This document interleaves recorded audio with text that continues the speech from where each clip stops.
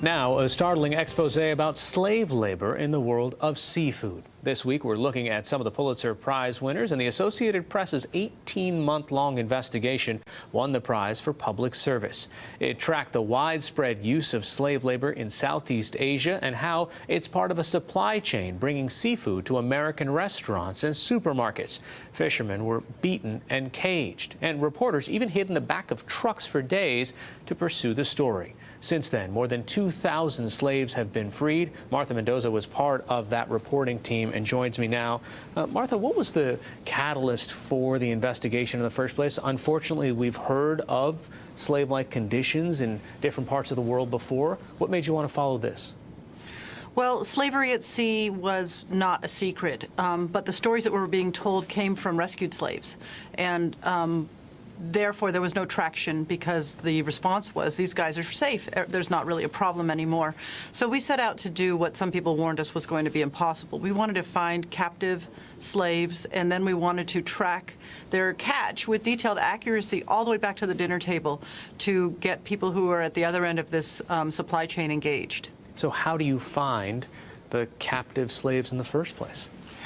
My colleagues spoke at length and for many months with people who had escaped, as well as human rights activists who worked with people who had escaped. And they had some misses going to places where this wasn't happening or false leads. But when they heard about this island in Indonesia called Benjina, they had a pretty good idea that there might be labor abuse going on there. And it was a plane trip to a boat ride, to a second boat ride, to an island that can only be reached at certain times of year. And that's where my colleagues did indeed find a slave island. So when they get to this island, obviously it's not the red carpet. I mean, are you hiding throughout this process on when you're trying to document what's on the island, who lives here, what the conditions are? Well, actually, the AP reporters, the AP team split up. So some were ostensibly interested in the fishing operations, and others were at the same time kind of checking out other parts of what was happening on the island. When Robin McDowell, who was there, realized that a number of the men were from Burma, she asked Esther Toussaint to fly and make the trip to there from Burma. And when Esther arrived, that's when the story really broke open for her, because these men wanted to tell her their story. They were shoving pieces of paper in their hands with their parents' names and phone numbers in their villages, begging them to tell their families back home that they were alive. And when they asked to see more of these men, they actually were taken to a graveyard with more than 70 bodies and false names on the signs above them. So what's the trail? What's the paper trail between how that seafood that these slaves are fishing actually gets to a grocery store in the United States?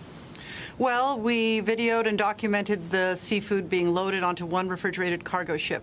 That boat had a satellite tracker in it, and that tracker was pinging to a locator, and we watched the boat via the internet. And for 2 weeks, we tracked it into port. When it arrived at port, AP met it and watched the seafood being unloaded into pickup trucks and followed those trucks to factories. We were able to search and find the companies in Thailand that were then shipping to the United States and go to these American seafood distributors to figure out where their fish ends up.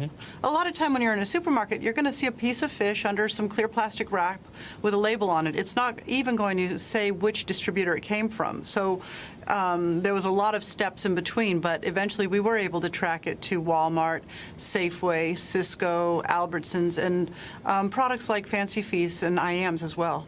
All right, so since your story, more than 2,000 men have been freed, and you were able to document some of those stories of them reuniting with their families. Yes.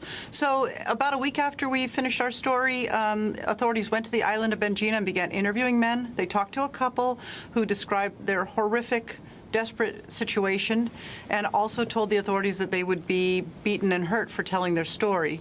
And they were told, no, we're going to rescue you. Word got out on the island, and pretty soon they just went ahead and made the announcement, anyone who wants to come with us can come. And hundreds of people began pouring down to the dock, jumping out of boat windows, running out of the jungle.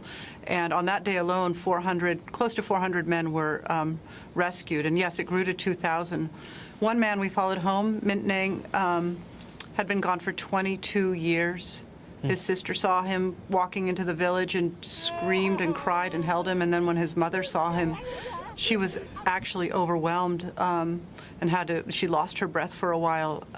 It was a very sweet and moving moment. What's the Thai government said that they would do, or what have they done since this has been published?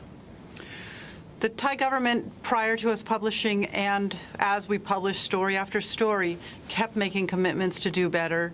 They have made it so that if you are a victim of human trafficking, they say you are no longer treated as an illegal immigrant and simply deported as a criminal.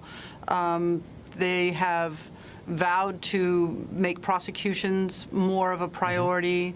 And one of the pieces of this we did involve shrimp processing, and the shrimp sector there in Thailand says they're moving all shrimp processing in-house, so they're not going to outsource any shrimp processing in sheds where there's much less oversight. All right, Martha Mendoza, the Associated Press, thanks so much. Thank you, Hari.